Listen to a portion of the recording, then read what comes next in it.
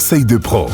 Aujourd'hui, avec le comité de défense des travailleurs frontaliers de Moselle, nous allons parler de la protection sociale. Alors Arsène, justement, concernant le régime local, est-ce que tu peux nous faire un petit rappel à ce sujet ? En effet, notre organisation a été créée en décembre 1977 et notre premier combat, c'était la réintégration des travailleurs frontaliers dans le régime local, car nous étions en régime général. Suite à nos multiples actions auprès des autorités françaises, allemandes et européennes, nous avons réintégré le régime local en 1981, une grande victoire grâce à l'engagement du CDTFM, dont profitent bien entendu aujourd'hui tous les travailleurs frontaliers. Alors je crois savoir qu'il y avait eu par la suite un problème avec les frontaliers retraités, c'est ça ?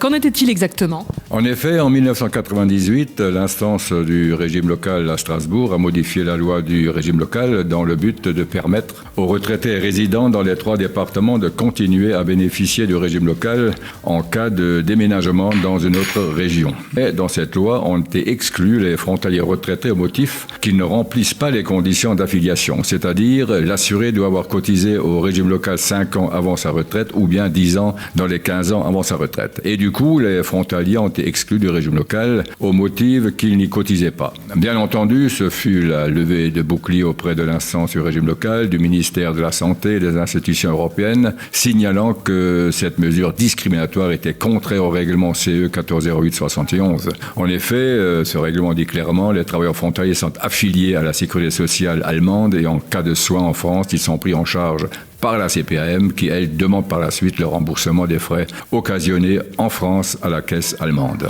Récemment, vous avez obtenu satisfaction quant à l'extension du régime local aux ayants droit jusqu'à 24 ans, c'est ça ? Petit rappel de cette problématique, le conseil d'administration de l'instance de gestion du régime local a décidé le 16 décembre 2021 un élargissement du nombre de bénéficiaires pour 2022.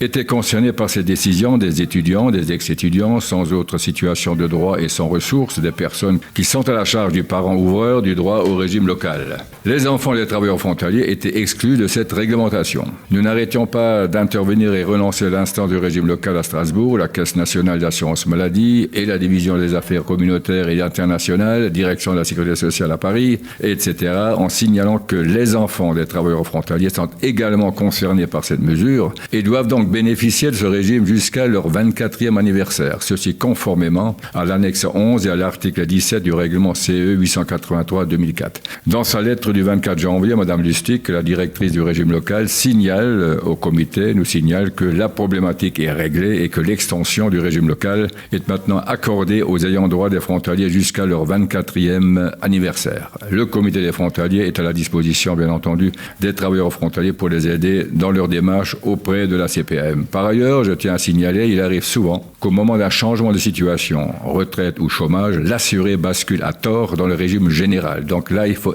absolument que le frontalier nous contacte immédiatement. Si vous avez besoin d'aide, vous l'avez compris, on mettra toutes les coordonnées sur notre site radiomélodie.com.